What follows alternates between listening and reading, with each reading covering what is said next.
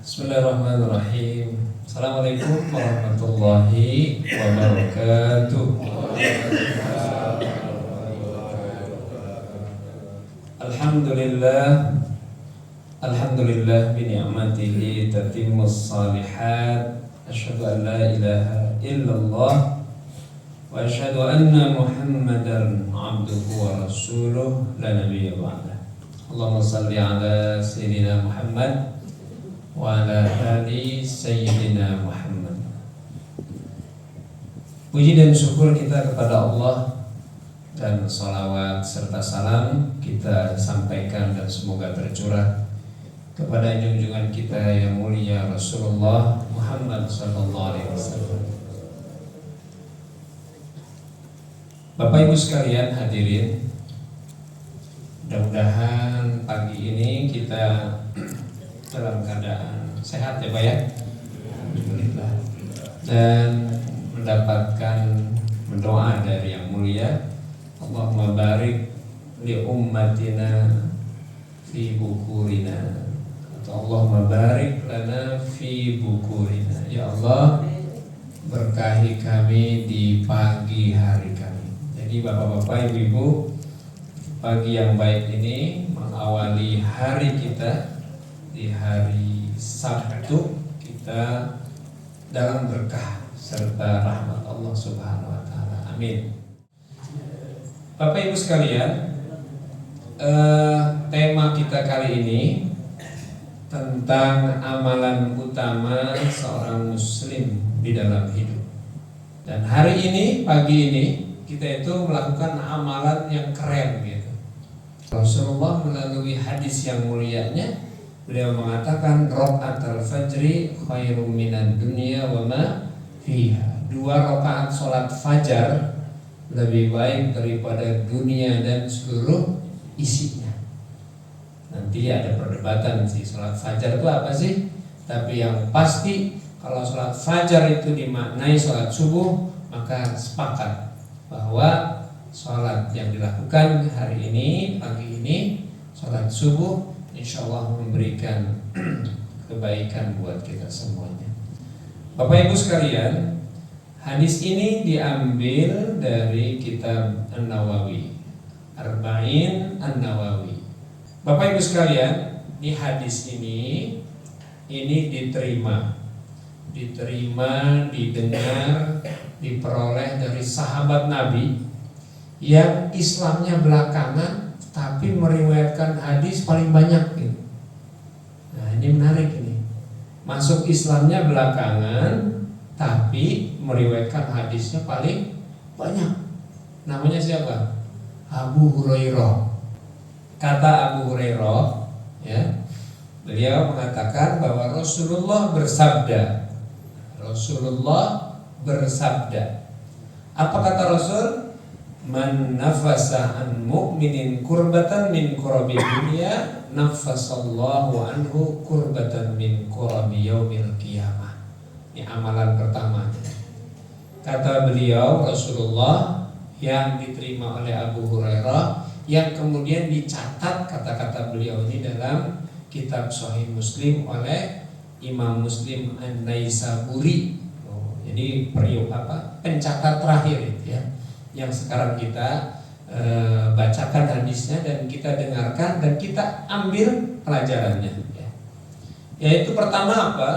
Siapa yang meringankan beban orang mukmin, sesama orang yang beriman, maka Allah nanti ringankan urusannya nanti di hari kiamat.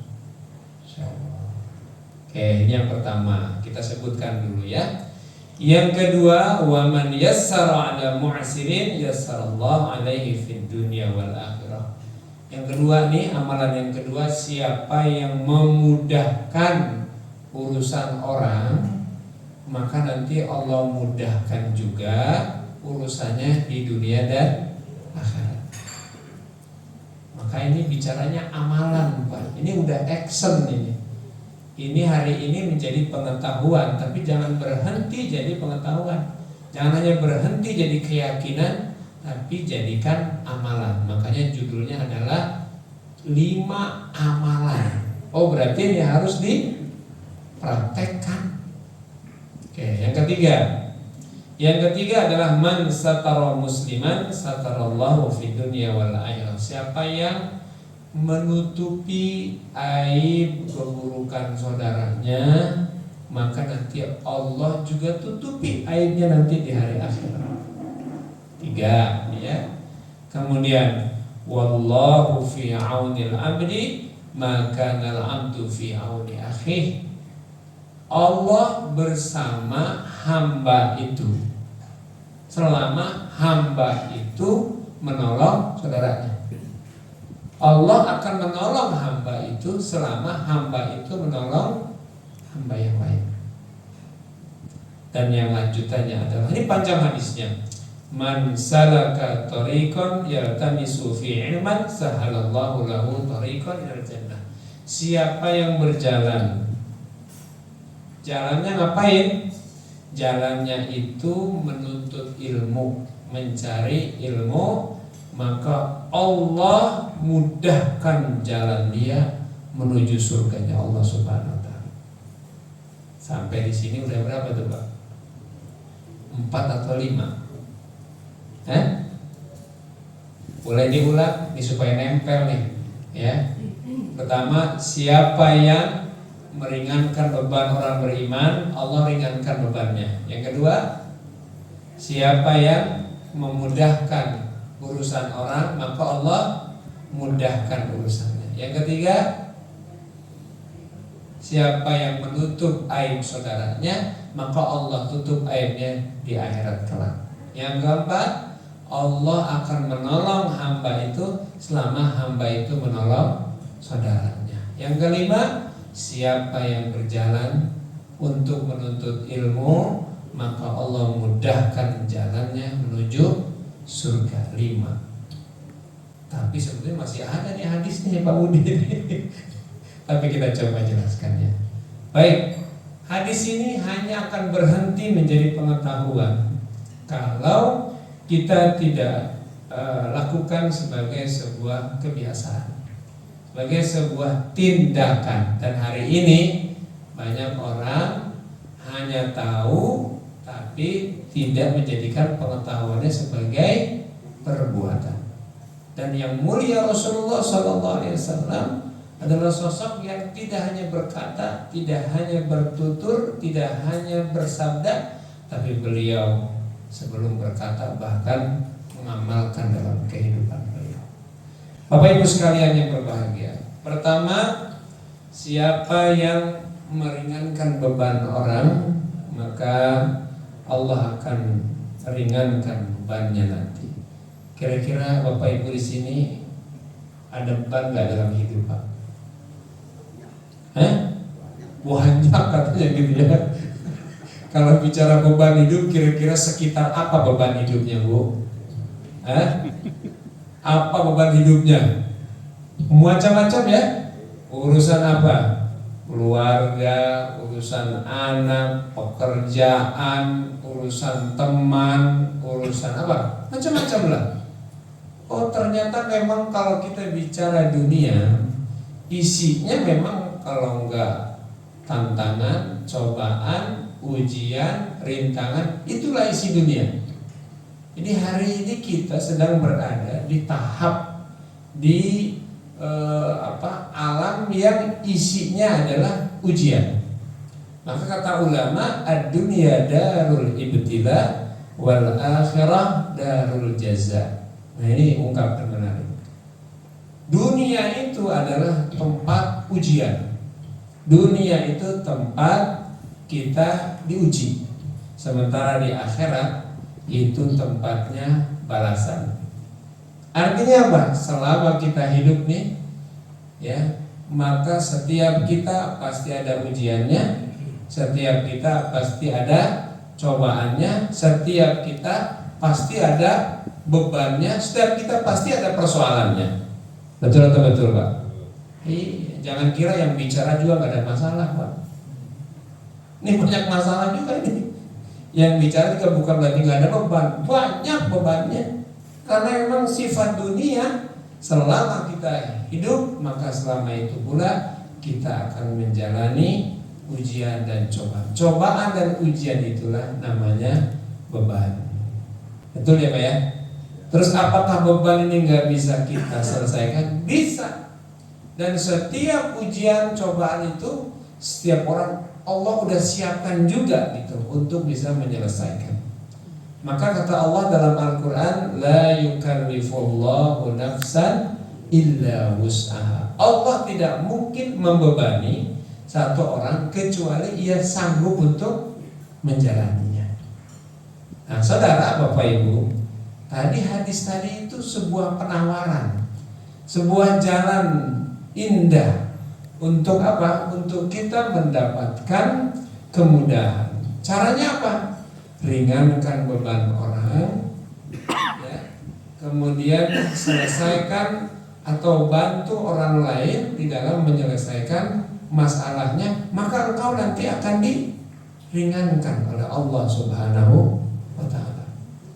Bu, Pak, Rasulullah ketika dapat wahyu nih, dapat wahyunya di mana? Di Gua Hiro kan? Waduh, sekian hari, sekian malam beliau bertahanus di Gua Hiro. Sampai akhirnya datang Jibril kan, menyuruh beliau untuk membaca. Tapi kata Rasulullah, ma ana biqari, saya tidak bisa baca. Sampai akhirnya beliau pulang dan langsung balik ke rumah dan ditemui oleh istrinya dan mengatakan, wahai Khadijah, wahai istriku, telah datang kepadaku makhluk yang aku tidak kenal sebelumnya menyuruhku untuk membaca. Dan aku mengatakan aku tidak bisa membaca sampai makhluk ini menuntunku dengan kalimat-kalimat indah surat Al-Alaq itu. Apa kata Nabi? Aku khawatir aku diganggu oleh jin lah, kira-kira gitu. Bagaimana jawaban seorang Khadijah? Wallahi, wallahi, kata Khadijah, kau ini orang baik, wahai suamiku. Kau ini orang yang suka meringankan beban orang. Nah di situ. Kau orang yang suka membantu orang, maka wallahi tidak mungkin kau akan diganggu oleh setan. Kau akan didatangi oleh sesuatu yang buruk. Maka disitulah yang mulia Rasul menjadi kuat, menjadi tegak, karena istrinya menguatkan dia dengan kalimat itu. Dan faktanya memang demikian. Yang mulia Rasul suka bantu orang, sehingga di saat ada persoalan seperti ini, maka yang ada adalah Allah sedang menguatkan dia, Allah sedang menolongnya. Mulia Rasulullah Muhammad Sallallahu Alaihi Wasallam. Nah saudara-saudara yang berbahagia, hadis ini memang global, umum ya. Siapa yang meringankan beban saudaranya? Maka tadi saya tanya, Bapak Ibu punya beban hidup enggak? Banyak. Apa bebannya? Macam-macam, ya kan? Maka karena macam-macam pula, setiap kita bisa mengambil peran untuk bagaimana membantu saudaranya menyelesaikan beban hidup. Maka sekali lagi hadis ini memberikan satu penguatan. Kalau kita meringankan beban saudara kita, maka insya Allah Allah akan ringankan beban hidup kalau kita nanti mendapati dalam kehidupan itu beban. Insya Allah itu udah pasti Pak. Terus yang kedua, kata Rasulullah, man yassara ala mu'sirin yassarallah. Siapa yang memudahkan urusan orang, maka Allah akan mudahkan. Secara pribadi, personal ya, kalau ada dua orang yang berurusan, janganlah membuat orang lain itu jadi repot, susah gitu ya. Yang ada mudahkan, yassiru wala tu'assiru. Kalau seorang personal saja hendaknya membuat kemudahan buat saudaranya, maka hendaknya begitu pula orang yang punya jabatan, punya otoritas, punya wewenang, punya power, maka itu sebetulnya lahan amal yang besar tuh buat dia itu. Makanya kata dalam hadis Rasulullah, Pak Bu, ada 7 golongan yang dia mendapatkan perlindungan dari Allah yang tidak ada perlindungan kecuali dari perlindungan Allah. Salah satunya adalah imamun adil. Gitu ya Pak Budi ya. Seorang imam yang adil. Imam yang adil itu kira-kira gimana? Yang memberi kemudahan, memberikan kesejahteraan buat rakyatnya. Waduh, jalan mulus menuju surga.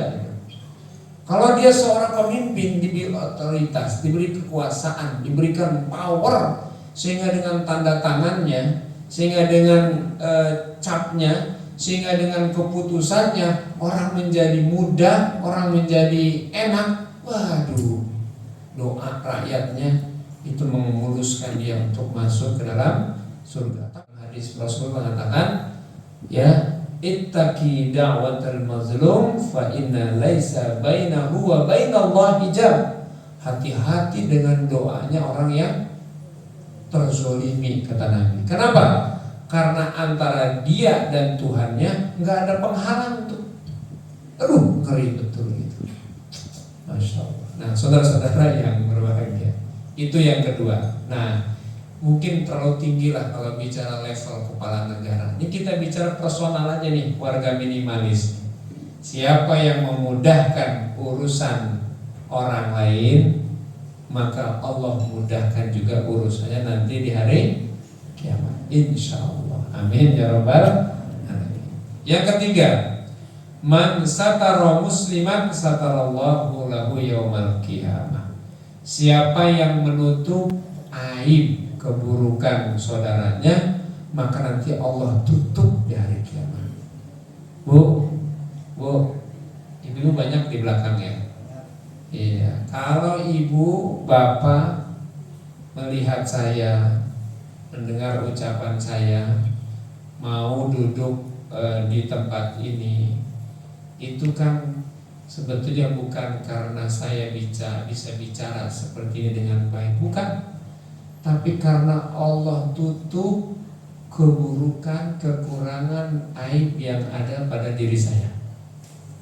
Demikian saya memandang baik, bisa tersenyum, bisa melihat Bapak ini adalah orang-orang super, orang-orang kekasih Allah. Itu karena saya tidak diberi kemampuan melihat aib dan kekurangan Bapak Ibu semuanya. Betul Bu. Makanya ada amalan ya kan dia. Qulillahumma malikal mulki tu'til mulka man tasha' wa tanzi'ul mulka mimman tasha' wa tu'izzu man tasha' wa tudhillu man tasha' biyadikal khairu innaka ala kulli syai'in qadir. Surat Al-Imran ayat 26. Apa kata Allah? Katakan ya Muhammad, dialah malikal mulk, maharaja, penguasa dari banyak penguasa. Tu'til mulk, Allah bisa menganugerahkan kekuasaan, mantasa bagi siapa yang dikehendaki. Wa tanzi'ul mulka mimman tasha, Allah juga bisa menanggalkan atau melepaskan kekuasaan kepada yang dikehendaki.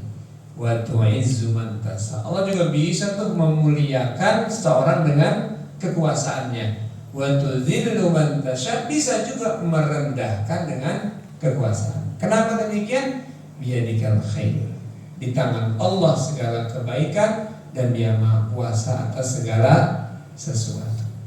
Maka ada satu asma Allah yaitu Sattar, dan kita baca ya Sattar usturni atau ustur uyubi. Ya Allah, Engkau yang maha menutupi aib, maka tutuplah aib saya ya Allah, supaya saya tetap bisa semangat di dalam melakukan amalan-amalan yang baik. Nah saudara-saudara yang berbahagia, itu yang ketiga ya.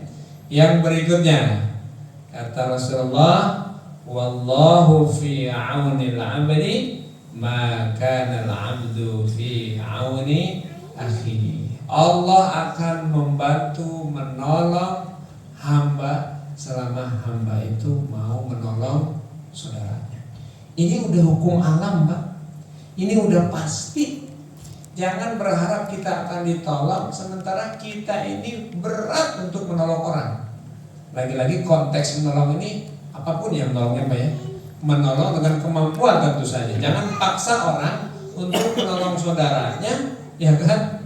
Padahal dia tidak punya kemampuan dengan apa yang kita harapkan dia menolong untuk kita. Jangan. Maka menolong itu dengan ilmu, menolong dengan tenaga, menolong dengan harta, menolong dengan bicara, bahkan ada orang menolong dengan diam.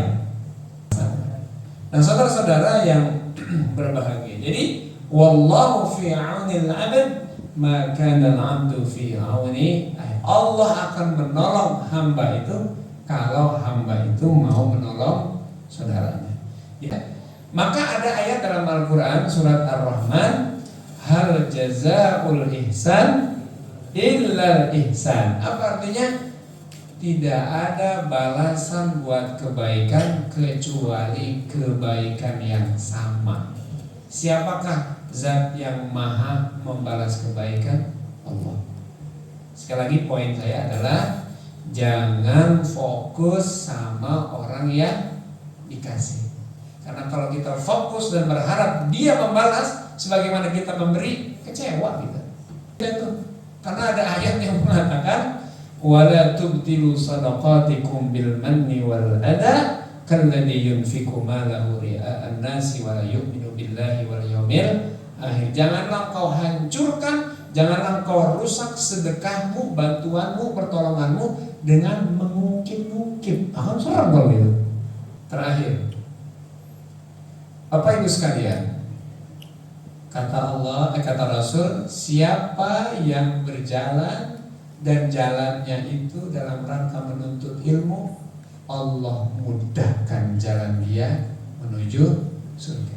Ini kira-kira pagi ini kita bisa nggak disebut dengan menuntut ilmu? Bisa. Yang berbahagia. Terus yang terakhir menyempurnakan hadis ini ya.